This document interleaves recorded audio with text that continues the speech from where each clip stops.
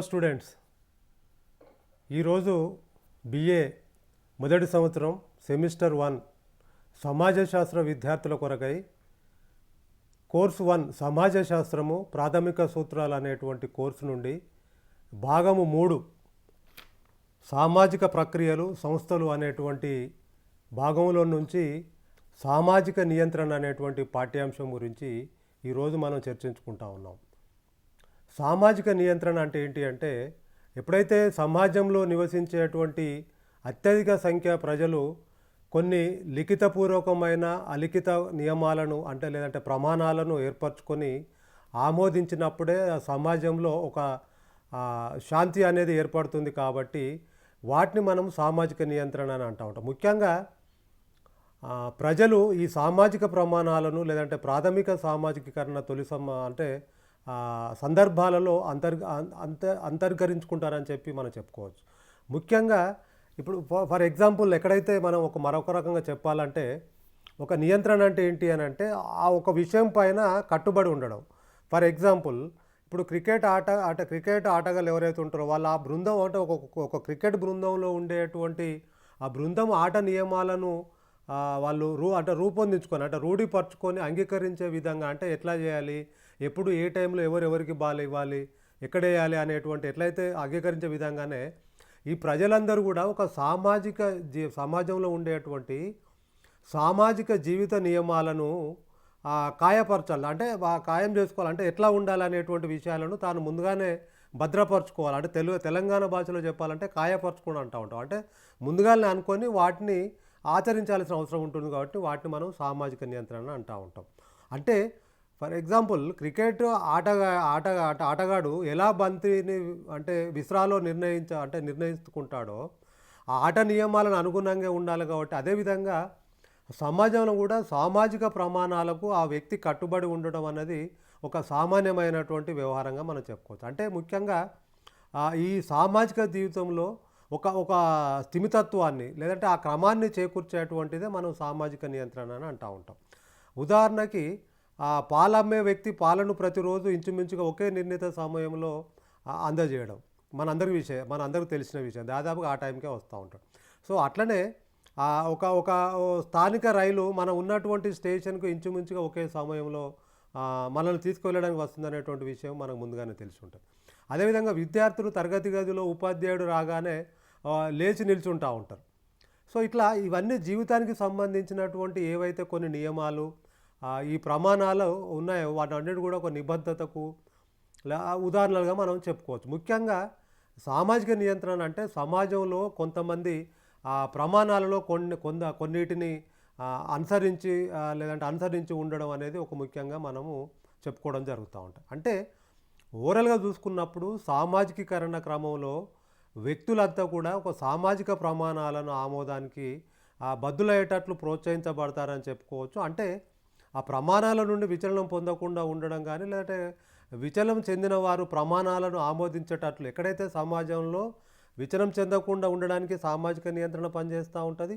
ఒకవేళ ఎవరైనా ఆ సమాజ కట్టుబాట్లను కానీ నియమాలను కానీ విచలనానికి చెందిన వారు కనుకుంటే వారు ఆ ప్రమాణాలను ఆమోదించేటట్లు కట్టుబాట్ల ఒత్తిడి చేస్తూ ఉంటారు. అంటే సామాజిక నియంత్రణ యొక్క ప్రధాన ఉద్దేశం ఏంటంటే సమాజం ఆశించినటువంటి ప్రమాణాలకు అనుబద్ధతను చేకూర్చడం అని చెప్పి మనం చెప్పుకోవచ్చు. సో ఈ విధంగా కొంతమంది ఈ సామాజిక నియంత్రణ యొక్క నిర్వచనాన్ని చెప్పుకున్నప్పుడు ముఖ్యంగా మనము ఏదైతే సామాజిక నియంత్రణ కూడా కొన్ని నిర్వచనాలు ఇవ్వడం జరిగింది. సామాజిక నియంత్రణ అనేటువంటి పదము సామాజిక శాస్త్రవేత్తలు చాలా దాన్ని ఒక విస్తృత అర్థంలో వాడడం జరిగిందని చెప్పుకోవచ్చు. ముఖ్యంగా ఒక సామాజిక శాస్త్రవేత్త అయినటువంటి అక్బర్న్ నీమ్కాంప్ల ప్రకారము సామాజిక నియంత్రణ అంటే ఏంటి అంటే సమాజంలో శాంతిని వ్యవస్థిత నియమాలను నిర్వహించడానికి ఆ సమాజము ఉపయోగించేటువంటి ఒత్తిడిల తరహాలే సామాజిక నియంత్రణ అని అంటూ ఉంటాం. అంటే అదే కాకుండా కార్ల్ హిమ్ అనేటువంటి మరొక సామాజిక శాస్త్రవేత్త ఏం చెప్తాడంటే సామాజిక నియంత్రణకు సంబంధించినటువంటి 2 అంశాలను ప్రస్ఫుటం చేశాడు. ఆయన ఒకటేమో సమాజ క్రమాన్ని కొనసాగించేందుకు అనువుగా మానవ ప్రవర్తనను ప్రభావం తీర్చేటువంటి ప్రయత్నంలో ఉపయోగించేటువంటి ఏవైతే కొన్ని పద్ధతులు ఉన్నాయో ఆ పద్ధతుల యొక్క సారాంశమే సామాజిక నియంత్రణ అని చెప్పడం జరుగుతుంది. సో ఇట్లా రోస్ అనేటువంటి ఇంకొక సామాజిక శాస్త్రవేత్త ఏం చెప్తాడంటే అతను సామాజిక నియంత్రణ అంటే ఒక సాధనాల వ్యవస్థ అని చెప్పడం జరుగుతుంది. అంటే అక్కడ ఆ సమాజం ఏదైతే ఒక సమాజం ఉంటుందో ఆ సమాజంలో తన సభ్యుల్ని ఆమోదించబడినటువంటి ప్రవర్తన స్థాయిలకు బద్దులుగా ఉండేటట్లు చేస్తుందని చెప్పుకుంటాం. అంటే ఇట్లా ముఖ్యంగా ఓవరాల్గా వివిధ సామాజిక శాస్త్రవేత్తలు చెప్పినటువంటి అర్థంలో సామాజిక నియంత్రణ అంటే ఏంటి అంటే సామాజిక నియంత్రణకు సంబంధించినటువంటి ఏదైతే ఈ నియమాలన్నిటి కూడా ఈ నిర్వచనం అన్నిటి కూడా మనం ఒక క్లియర్గా శ్రద్ధగా పరిశీలిస్తే మనకు ప్రధానంగా అర్థమయ్యేటువంటి విషయం ఏంటంటే ఇదంతా కూడా సామాజిక నియంత్రణ అనేది ఒక సమూహం లేదా సమాజంసే ఉపయుక్తమయ్యేటువంటి ఒక ప్రభావంగా మనం చెప్పుకోవచ్చు. రెండోది ఏంటి అంటే అది ఏదైతే సామాజిక నియంత్రణ అంటా ఉన్నామో అది సమాజంలో ఒక శాంతిని రక్షించేందుకు ఒక సాధనంగా ఉపయోగపడుతుంది. మూడోది ఏంటంటే ఆ సమాజంలో శాంతి పరిరక్షణ అనేది సమూహం లేదా సమాజ సంక్షేమానికి చాలా అవసరం అని మనకు అవసరం ఉంటుందని చెప్పుకోవచ్చు. ఈ సామాజిక నియంత్రణ యొక్క స్వభావం అంటే ముఖ్యంగా దాని యొక్క స్వభావం ఏంటిది, సమాజం పైన ఏ విధంగా పనిచేస్తుందని అనుకున్నప్పుడు ఇప్పుడు పై నిర్వచనాలను మనం ఇంతకుముందు చెప్పుకున్నాం కదా, మెకైవరు, ఫేజ్ వీళ్ళంతా చెప్పినటువంటి ప్రకారము ఆ యొక్క మనం నిర్వచనాలను చెప్పుకున్నప్పుడు అది ఒక సామాజిక నియంత్రణకు సంబంధించినటువంటి ఒక ప్రధాన అంశాలను కూడా చెప్తూ ఉంటే ముఖ్యంగా ఈ సామాజిక నియంత్రణ మనకు దాని యొక్క ప్రభావం ఎక్కడ ఉంటుందంటే సామాజిక నియంత్రణ వివిధ విధానాలైనటువంటి ఎవరైతే వ్యక్తుల మధ్య ఉండేటువంటి ప్రజాభిప్రాయము లేదంటే బల ప్రయోగము లేదంటే మతము నైతికత భావజాలము నాయకత్వం ద్వారా ప్రభావం చేస్తూ ఉంటుంది సామాజిక నియంత్రణ. రెండవది ఏంటి అంటే సామాజిక నియంత్రణను తప్పనిసరిగా సమాజం నిర్వహిస్తుంది. అదేవిధంగా దీని యొక్క ప్రభావం వివిధ స్థాయిల్లో కనిపిస్తూ ఉంటుంది. ముఖ్యంగా ఎక్కడైతే సమాజంలో ఉండేటువంటి చిన్న సమూహాలు లేదంటే ఉప సమూహాలు వ్యక్తుల మీద ఎక్కువ ప్రభావం చూపెడతా ఉంటాయో ఈ అనేక చిన్న సమూహాలపై ఏదైతే ఒక ఆధిపత్య ప్రభావాన్ని చూపేటువంటి మిగతా సమూహాలు ఏవైతే ఉంటాయో ప్రత్యేకంగా ఆ వ్యక్తుల మీద సమూహ ఆధిపత్యాన్ని గుర్తించేటువంటి సందర్భాల్లో అసాధారణ వ్యక్తులు సాధారణ వ్యక్తులపై ఈ ప్రభావాన్ని చూపుతూ ఉంటారు కాబట్టి సామాజిక నియంత్రణ దాన్ని కట్టుబడి చేస్తూ ఉంటుంది. అదేవిధంగా సామాజిక నియంత్రణను తప్పనిసరిగా ఆ వ్యక్తులందరికీ సంక్షేమం కొరకు ఇది ప్రభావాన్ని చూపెడుతూ ఉంటుంది. అంటే సామాజిక నియంత్రణ లక్ష్యాన్ని కలిగి ఉంటుందని చెప్పుకోవచ్చు. ముఖ్యంగా సామాజిక నియంత్రణ మానవ సమాజానికి తప్పనిసరి అని మనం ఏదైతే చెప్పుకున్నామో తప్పనిసరి అవసరము. అదేవిధంగా సామాజిక నియంత్రణ సమాజంలోని వ్యక్తుల అందరి ఆసక్తులను తృప్తిపరుస్తూ స్వార్థపరులను అదుపులో ఉంచడానికి ఈ సామాజిక నియంత్రణ కొంతవరకు పనిచేస్తూ ఉంటుంది. అదేవిధంగా అతి ప్రాచీన కాలం నుండి సమాజము వ్యక్తిపైన ప్రభావం చూపుతుంది సామాజిక నియంత్రణ. ముఖ్యంగా ఈ సామాజిక నియంత్రణ మానవ సమాజంలో రెండు పాతవని చెప్పుకున్నప్పుడు మనం సామాజిక నియంత్రణ అనేది మానవ సమాజం యొక్క తప్పనిసరి అంశం అని చెప్పుకున్నాం కదా. అట్లా సామాజిక నియంత్రణకు లోనట్లయితే సమాజం తన సభ్యులను నియంత్రించలేదని కూడా మనం చెప్పుకోవచ్చు. కాబట్టి అతి ప్రాచీన కాలం నుండి ఈ సమాజము వ్యక్తిపైన ప్రభావం చూపుతుంది మన సామాజిక నియంత్రణ. అదేవిధంగా సామాజిక నియంత్రణ అనేది సార్వత్రికం కూడా. ఎక్కడైతే సమాజం ఉందో ఎక్కడెక్కడైతే ప్రపంచవ్యాప్తంగా ఎక్కడైతే పట్టణ ప్రాంతం ఎక్కడైతే సమాజాలు వెల్లివిరిసినాయో ఎక్కడైతే సమాజం ఉందో అక్కడ సామాజిక నియంత్రణ కంపల్సరీగా ఉంటుంది. ఎందుకంటే ఎక్కడైతే అనాగరిక క్రూరమైన వర్తమాన సమాజాల్లో కూడా ఒక సామాజిక నియంత్రణ ఉంది. ఎందుకు అంటే మనం అనాగరిక సమాజాలు అంటే చట్టము చేయబడినటువంటి సమాజాలు చూసుకున్నప్పుడు కూడా అక్కడ కూడా వాళ్ళ ఆ సమాజాలకు లోబడి కూడా సామాజిక నియంత్రణ కట్టుబాట్లు ఉన్నాయి. సపోజ్ అక్కడ తప్పు చేస్తే ఇప్పుడు గిరిజన సమాజాలు కనుక మనం చూసుకుంటే కొన్ని గిరిజన సమాజాల్లో తప్పు చేస్తే ఆ కాలుతున్నటువంటి ఆ నూనెలో చేయి పెట్టడము లేదంటే ఇనుప చువ్వను అంటే బాగా వేడి చేసినటువంటి ఒక చువ్వను ఫర్ ఎగ్జాంపుల్ ఒక వ్యక్తి ఆ సమాజంలో నియంత్రణ కట్టుబాటు చేయడానికి ఒక వ్యక్తి ఏదైనా తప్పు చేసినట్టు అయితే ఉంటే తన తప్పును తన పైన రుద్దినప్పుడు నేను చేయలేదని అనుకున్నప్పుడు ఆధునిక సమాజాల్లో అయితే చట్టాలు ఉన్నాయి. చట్టాల ద్వారా అతన్ని వెతికి పట్టుకుంటాం. కానీ అనాగరిక సమాజాల్లో కూడా సామాజిక నియంత్రణ ఎట్లా కట్టుబాట్లకు లోనైందంటే తప్పు చేసినప్పుడు వాళ్ళ సమాజాలు రూపొందించుకున్నటువంటి వాళ్ళ చట్టాలు వాళ్ళ సమాజానికి పరిధిలో ఉండేటువంటి చట్టాలు అంటే అక్కడ ఒక రాడును కర్రగా వేడి చేసి దాన్ని పట్టుకోవడం, అంటే కాలుతోనేమో తప్పు చేసినట్టు కాలకపోతే ఇట్లా అని చెప్పి. సో ఇట్లా అనేక సమాజాలలో సామాజిక నియంత్రణ అనేది సార్వత్రికంగా మనకు కనబడుతుందని చెప్పి మనం చెప్పుకోవచ్చు. అదేవిధంగా సామాజిక నియంత్రణ యొక్క ఆవశ్యకతను చెప్పుకున్నప్పుడు ఇది దాని యొక్క అవసరం కూడా మనకున్నది. ఎందుకు అంటే వ్యక్తుల మీద ఎక్కడైతే సరైన రీతిలో అదుపు చేయడానికి సామాజిక నియంత్రణ యొక్క లక్ష్యం ఏంటి అంటే, ఈ సామాజిక నియంత్రణ అవసరం అని చెప్పి మనం చెప్పుకుంటూ ఉంటాం. ముఖ్యంగా ప్రముఖ సామాజిక శాస్త్రవేత్త అయినటువంటి కింబాల్ యంగ్ ఏమంటాడంటే, సామాజిక నియంత్రణ అనేది సమాజంలో అవసరమే అని చెప్తాడు. ఎందుకంటే సమాజం లేదా ఒక సమూహంలో అనుగుణ్యత, సంఘీభావం, కొనసాగింపు లక్ష్యాలలో ఈ సామాజిక నియంత్రణ అనేది పనిచేస్తూ ఉంటుంది. కాబట్టి సామాజిక నియంత్రణ అనేది ప్రతి సమాజంలో కూడా అవసరమే అని చెప్పి చెప్తూ ఉంటాడు. ముఖ్యంగా సామాజిక నియంత్రణ అనుగుణతను కల్పిస్తుంది. ఇది సామాజిక నియంత్రణకు ఒక ముఖ్య లక్ష్యంగా కూడా పనిచేస్తుంది. నేటి ఆధునిక సంక్లిష్ట సమాజాలలో అనేక సమూహాలు వివిధ ప్రమాణాలు కలిగి ఉంటున్నాయి కదా. దీని ఫలితంగా ఆయా సమూహాలు ఎక్కడైతే ఉన్నాయో వివిధ ప్రవర్తన రీతులను లేదంటే కలిగి ఉన్నటువంటి విభిన్న రీతులు సమాజ సహన జీవిత పరిమితుల్లో ఉండడానికి సామాజిక నియంత్రణ పనిచేస్తుందని చెప్పి మనం చెప్పుకోవచ్చు.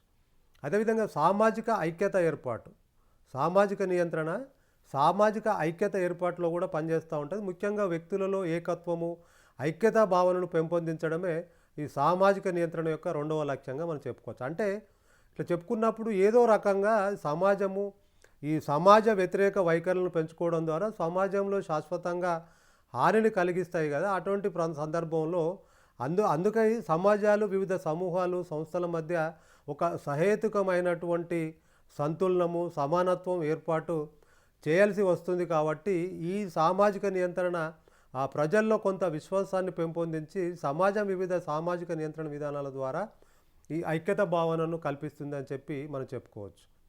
సో సామాజిక నియంత్రణ, స్వయం నియంత్రణ.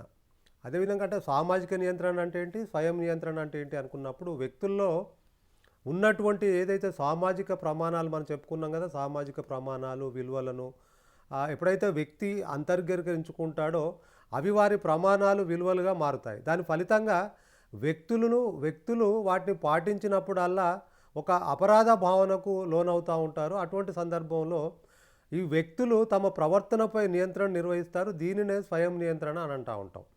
అర్థమైంది కదా. సో ఎప్పుడైతే వ్యక్తికి అంతర్గీకరించబడినటువంటి ఆ విలువలు, ప్రమాణాలను సామాజిక నియంత్రణగాను మనం ఎప్పుడైతే చెప్పుకుంటామో ఆ సామాజిక ప్రమాణాల నిబద్ధతకు సంబంధించినటువంటి స్వయం నియంత్రణ ఇతరుల ప్రతిపాదనల వల్ల ఆపేక్షించబడింది కాదు, కానీ ఆ వ్యక్తి యొక్క స్వయంగా ఆ ప్రమాణాలు, విలువలు లేదంటే సక్రమైనవని భావించడం వల్ల మాత్రమే అవి అతని యొక్క స్వయం నియంత్రణలో ఉంటాయని చెప్పి మనం అంటే ఈ విధంగా మనం చెప్పుకునేటువంటి మనపైన సమాజం ఉపయోగించేటువంటి ఒక బలమైన సామాజిక నియంత్రణ సాధనంగా మారుతూ ఉంటాయని చెప్పి మనం చెప్పుకోవచ్చు. సో అదేవిధంగా సాంఘీకరణ, సామాజిక నియంత్రణ మధ్యన తేడాలు ముఖ్యంగా మనం ఇంతకుముందు చెప్పుకున్నాం. సాంఘీకరణ అంటే ఏంటి, సోషలైజేషన్ అంటే ఏంటి అనేది చెప్పుకున్నాం ఆల్రెడీ గత లెసన్లో. సో ఇప్పుడు సాంఘీకరణ, సామాజిక నియంత్రణ. ఈ సాంఘీకరణలో సామాజిక నియంత్రణ ఒక భాగంగా మనం చెప్పుకోవచ్చు. ముఖ్యంగా ఇవి రెండు చాలా సన్నిహిత పరస్పర సంబంధం కలిగి ఉన్నప్పటికీ కూడా ఈ సాంఘీకరణ సాధనాలు అయినటువంటి ఏదైతే మనం అంతకుముందు చెప్పుకున్నాం కదా, సాంఘీకరణ సాధనాలు అయినటువంటి ఫ్యామిలీ అంటే కుటుంబము, స్కూలు, పాఠశాల, పీర్ గ్రూప్ సమవయస్కుల సమూహము, తర్వాత స్టేట్ రాజ్యము, లేదంటే మీడియా సామూహిక ప్రసార సాధనాలు లాంటివి ఈ సామాజిక నియంత్రణ కొన్ని సాధనాలుగా ఉంటాయని చెప్పుకున్నాం కదా.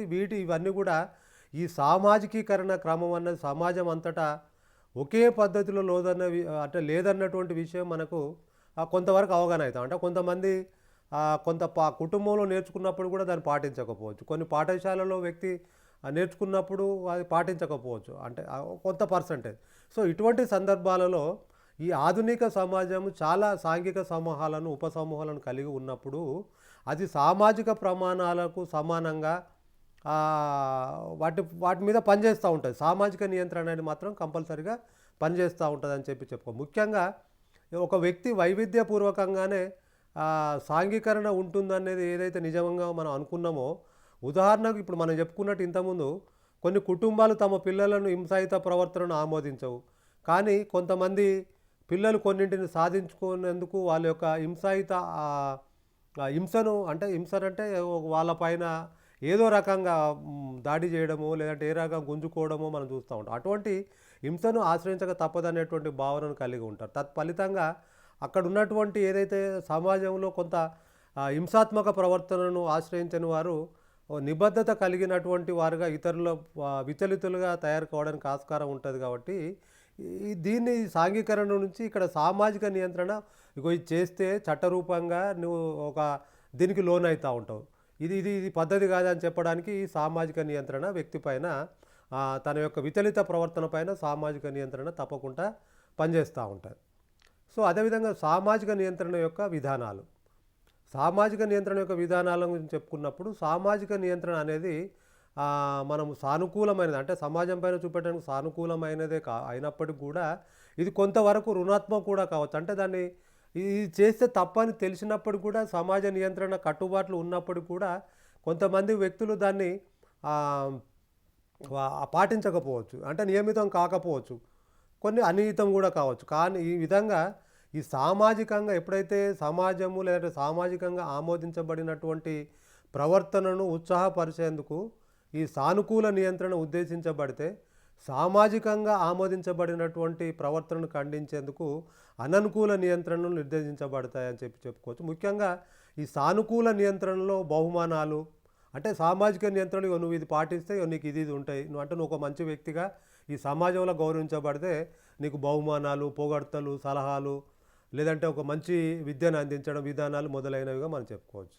అదేవిధంగా సమాజం ఆశించిన వాటికి ఏవైతే మనం చెప్పుకున్నటువంటి ప్రమాణాలకు వ్యక్తి కట్టుబడి ఉండేలాగా తయారు చేస్తూ ఉంటాయి.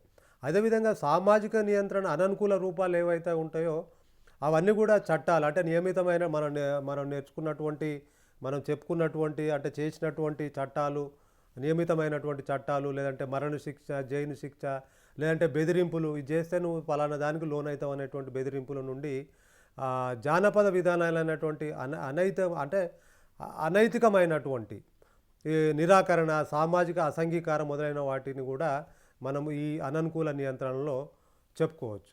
అదేవిధంగా నియంత్రణ, అంటే సామాజిక నియంత్రణ ముఖ్య సాధనము ప్రత్యేకంగా చట్టము, లేదంటే సమాజంలో ఈ చట్ట ప్రాధికారము, అంటే పోలీసులు, కోర్టు వ్యవస్థ, న్యాయ వృత్తి, లేదంటే శిక్షా సంస్థలు, ఇట్లా చాలా వివిధ రకాలైనటువంటి సాధనాలతో ముడిపడి ఉన్నదని చెప్పుకోవచ్చు. ఈ సాధనాలన్నిటి కూడా ఈ చట్టం అమలుపరచవలసిందని, దాన్ని లేదంటే వ్యతిరేకించిన వారు దండించబడతారని చెప్పి కట్టుదిట్టం చేసేటువంటి ప్రయత్నాలు ఇవన్నీ నియత చేస్తూ ఉంటాయి. అదేవిధంగా అనైతికమైనటువంటి సామాజిక నియంత్రణ అంటే సాధారణంగా కొన్ని పొగడ్తల ద్వారా, లేదంటే ప్రజాభిప్రాయం ద్వారా, లేదంటే మిగతా ఆయా రూపాలలో ఉంటుందని చెప్పుకోవచ్చు. ముఖ్యంగా సమాజంలో ఎక్కడైతే వాటంతట అవే పెంపొందుతాయని చెప్పుకుంటూ ఉంటాం. ముఖ్యంగా వాటి యొక్క కృషికి ఏ విధమైనటువంటి సాధనం పెద్దగా అక్కరలేదని చెప్పుకోవచ్చు. సో అదేవిధంగా సామాజిక నియంత్రణ యొక్క సాధనాలు, అంటే సామాజిక నియంత్రణను సాధించడం లోపల దాని యొక్క సాధనాలను గురించి మనం చెప్పుకుంటా అంటే దాంట్లో ముఖ్యంగా బృంద నియంత్రణ, తర్వాత వ్యవస్థ నియంత్రణ, అదేవిధంగా కుటుంబము, ఇవన్నీ కూడా దీంట్లో పనిచేస్తూ ఉంటాయి. నాయకత్వము, ఈ రకంగా 4-5 ప్రజాభిప్రాయము, ఇట్లా 5 రకాలైనటువంటి సాధనాల గురించి అవి పనిచేస్తూ ఉంటాయి. ముఖ్యంగా సామాజిక నియంత్రణ సాధనాలలో మనం మొదటిదైనటువంటి బృంద నియంత్రణ గురించి చెప్పుకున్నప్పుడు, అంటే బృంద నియంత్రణ అంటే ఆ సమాజ సభ్యులు ఉండేటువంటి ఒక సమూహం కావచ్చు, లేదంటే కుటుంబం కావచ్చు, వీళ్ళంతా కూడా బృంద నియంత్రణ అంటే ఆ బృందం అంటూ ఉంటాం, కొంతమంది పీర్ గ్రూప్.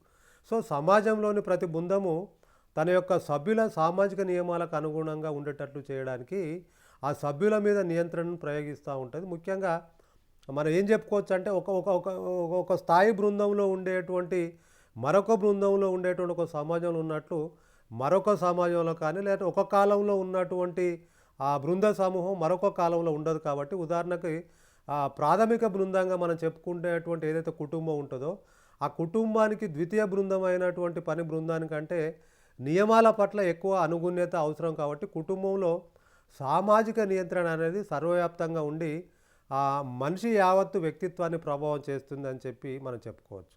అంటే ఆ బృందం ఏదైతే బృందం అనుకుంటామో ఆ బృందం యొక్క వ్యక్తి సమయపాలన పట్ల, లేదంటే సంస్థలో అతను చేసేటువంటి నిర్వాహకం పట్ల ఒక ఎక్కువ శ్రద్ధ వహిస్తూ ఉంటుంది కాబట్టి అలాగే తనకు ఉన్నటువంటి కుటుంబం కానీ మత బృందాలు కానీ తమ సభ్యుల మీద ఎక్కువగా నియంత్రణను ప్రయోగిస్తాయని చెప్పి మనం చెప్పుకోవచ్చు.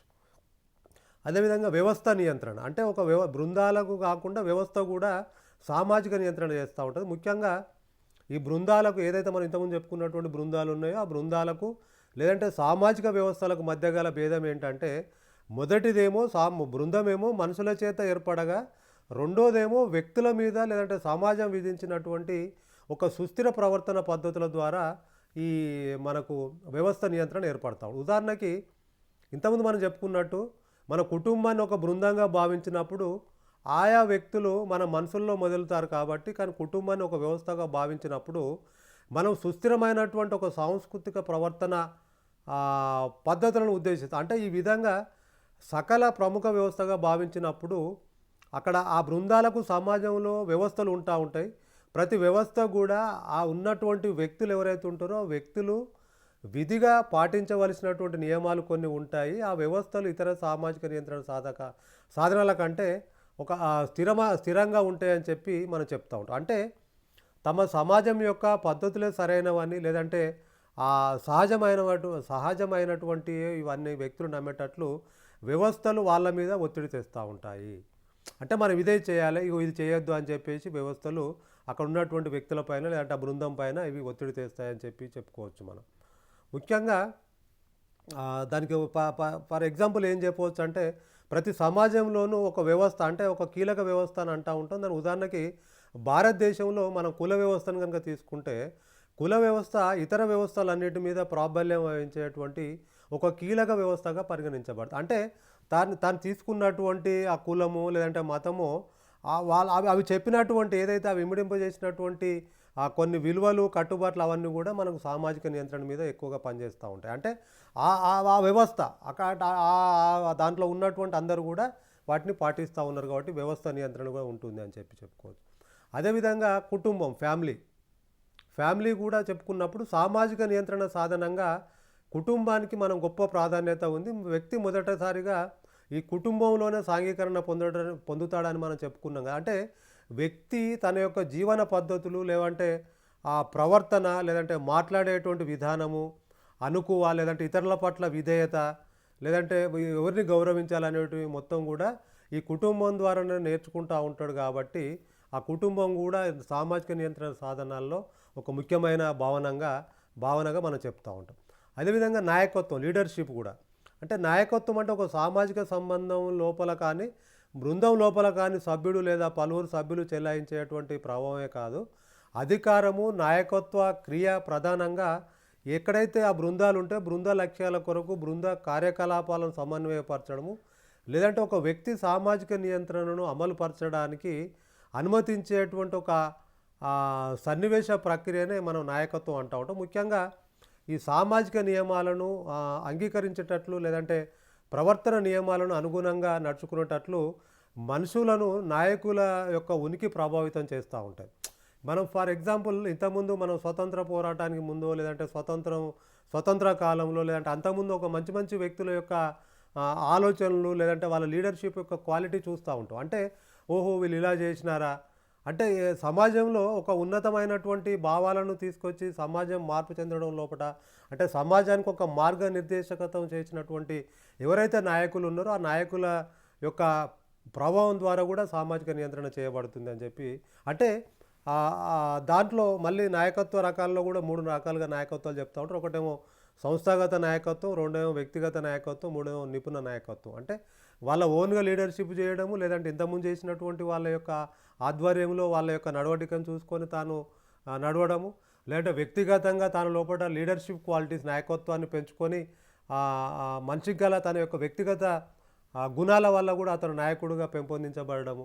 అదేవిధంగా నిపుణుల నాయక అంటే ఒక అణుశాస్త్రజ్ఞుడు లేకపోతే ప్రముఖ నాడీ శాస్త్రజ్ఞులు ఇంకా మిగతా న్యాయవాదులు లేదంటే ప్రసిద్ధ సంఘ సేవకులు వాళ్ళ ద్వారా ప్రభావింపబడి అది చేయడం. తర్వాత ప్రజాభిప్రాయం ద్వారా కూడా అంటే ప్రజాభిప్రాయం ద్వారా కూడా కొంత సామాజిక నియంత్రణ అమల్లోకి వస్తూ ఉంటుంది, సామాజిక నియంత్రణ చేస్తూ ఉంటాం.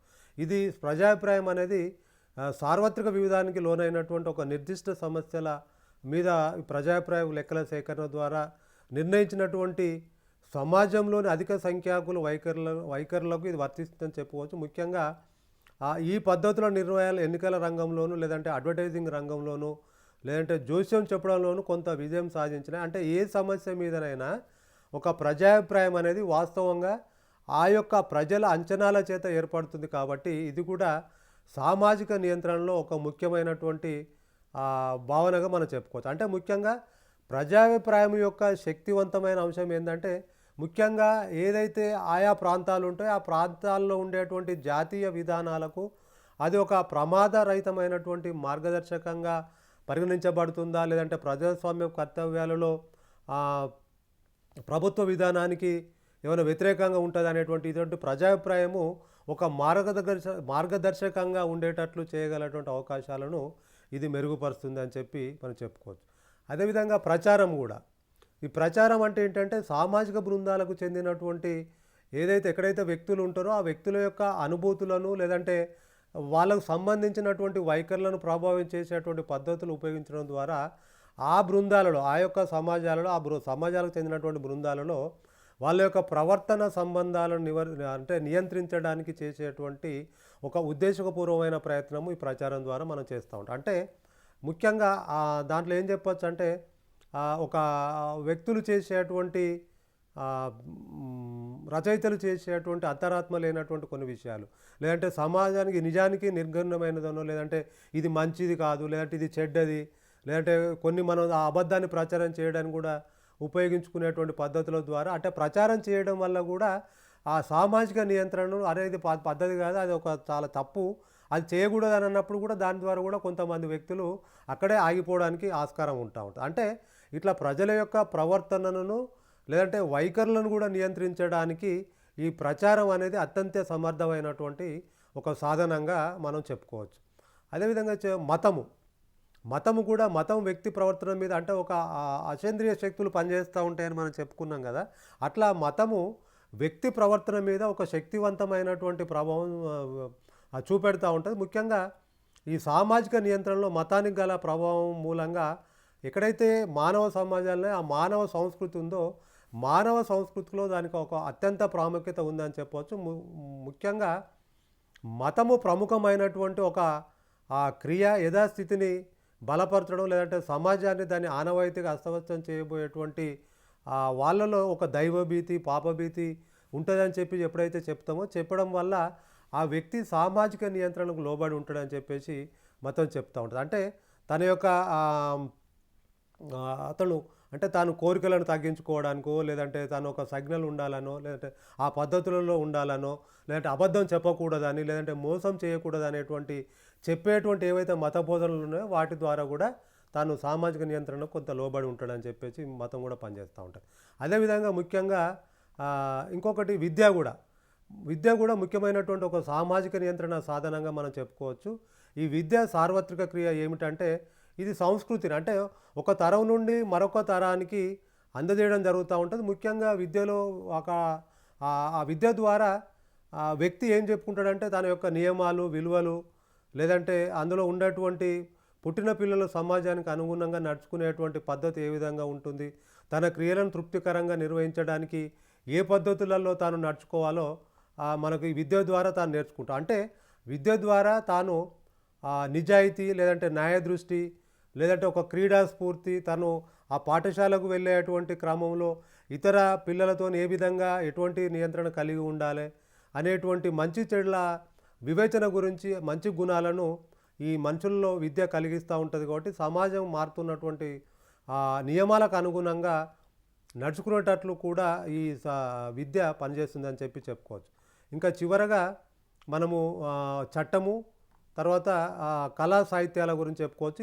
వ్యక్తి యొక్క సామాజిక నియంత్రణలో చట్టం కూడా ఎక్కువ పనిచేస్తూ ఉంటుంది. ముఖ్యంగా చట్టము సామాజిక నియంత్రణ యొక్క ప్రముఖ విధానంగా చెప్పుకోవచ్చు, ఒక ఏజెన్సీగా అని చెప్పుకోవచ్చు. ఎందుకంటే సమాజంలోని వ్యక్తుల యొక్క ప్రవర్తన నియంత్రించడానికి ఎక్కడైతే స్టేట్ అంటే రాజ్యం ఉంటుందో ఆ రాజ్యం చట్టాలను తయారు చేస్తూ ఉంటుంది. ఆ చట్టాలను అతిక్రమించడం, ఉల్లంఘించినట్లయితే ప్రభుత్వము శిక్షిస్తుంది అనేటువంటి ఒక భావన ఎప్పుడైతే వ్యక్తుల లోపల ఉంటుందో ఆ చట్టం ద్వారా వ్యక్తులంతా కూడా సామాజిక నియంత్రణకు అంటే కట్టుబడి ఉంటారని చెప్పుకోవచ్చు. ముఖ్యంగా మనకు ఆదిమ సమాజాన్ని గురించుకున్నప్పుడు ఆదిమ సమాజం కూడా ఇంతకుముందు మనం చెప్పుకున్నాం కొన్ని చట్టాలు ప్రత్యేకమైనటువంటి వాళ్ళ యొక్క చట్టాలు చేసుకుంటూ ఉంటారు. సో అదేవిధంగా కళా సాహిత్యం కూడా అంటే విగ్రహ శిల్పము, లేదంటే వర్ణన చిత్రకళ, రేఖా చిత్రకళ, వాస్తు శిల్పము, సంగీతము, నృత్యము, ఇది అనేక రూపాల్లో వ్యక్తమవుతుంది. కాబట్టి ఎక్కడైతే కొన్ని కవిత్వం అంటే కళా సాహిత్యం కూడా అంటే కవిత్వము, నాటకము, కథ, నవల, సాహిత్య కళలకు సంబంధించినటువంటి అవి కూడా సామాజిక నియంత్రణ మధ్య ఒక గాఢమైనటువంటి సంబంధాన్ని కలిగి ఉంటాయి. మనం చూసుకున్నప్పుడు చాలా కళారూపాలు కానీ, లేదంటే చాలా నాటకాలు కానీ, చాలా కథలు కానీ, వివిధ సామాజిక అంటే చాలామంది సామాజిక కవులు రాసినటువంటి ఆ సాహిత్యాల వల్ల కూడా ఇది అంటే సమాజంలో ఇది చేయకూడదు, ఇది చేయాలి, ఇలా ఉండాలి, మన పాత్రలు ఇలా ఉండాలి అనేటువంటి ఒక భావనతోని కూడా చాలామంది వ్యక్తులు ఈ కళా సాహిత్యం ద్వారా కూడా సామాజిక నియంత్రణకు లోబడి ఉన్నారని చెప్పి మనం చెప్పుకోవచ్చు. అంటే ఈ విధంగా ఈ సామాజిక నియంత్రణ అనేది ప్రతి సమాజము తన సభ్యుల యొక్క అంటే ఓరంగా చూసుకున్నప్పుడు సామాజిక నియంత్రణ అనేటువంటిది ప్రతి సమాజము తన యొక్క సభ్యుల ప్రవర్తనను వివిధ యంత్రాంగాల ద్వారా నియంత్రించడానికి ప్రయత్నం చేస్తూ ఉన్నదని చెప్పుకోవచ్చు. ముఖ్యంగా సమాజంలో శాంతి కొనసాగించేందుకు ఈ యొక్క సామాజిక నియంత్రణ యొక్క అవసరము, లేదంటే సామాజిక నియంత్రణ అన్నది ఒక సానుకూల సాధనంగా పనిచేస్తూ ఉన్నదని మనం చెప్పుకోవచ్చు. ముఖ్యంగా ఈ యొక్క అంటే బృంద నియంత్రణ ద్వారా, లేదంటే ఇప్పుడు మనం ఇంతకుముందు చెప్పుకున్నట్టు వ్యవస్థ నియంత్రణ ద్వారా, కళా సాహిత్యము, నాయకత్వము, ప్రజాభిప్రాయము, లేదంటే ప్రచారం చేయడం ద్వారా, లేదంటే మతము, విద్య, చట్టము ఇట్లా అనేక రకాలైనటువంటి సాధనాల ద్వారా మనము ముఖ్యంగా ఈ సామాజిక నియంత్రణను సాధించడానికి దీంట్లో పనిచేస్తూ ఉంటుందని చెప్పి చెప్పుకోవచ్చు. నమస్కారం.